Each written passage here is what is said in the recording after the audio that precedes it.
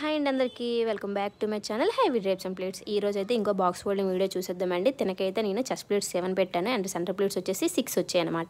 And ఒక్కొక్కరికి ఒక్కొక్కలా వస్తాయండి, ఒక్కొక్క సైజ్కి అనమాట. అందరికి ఒకేలా ఉండవు. అండ్ మీలో ఎవరికైనా ఇలా సర్వీస్ చేయించుకోవాలనుకుంటే పైన కనిపించిన నెంబర్కి వాట్సాప్ కానీ కాల్ కానీ చేయండి.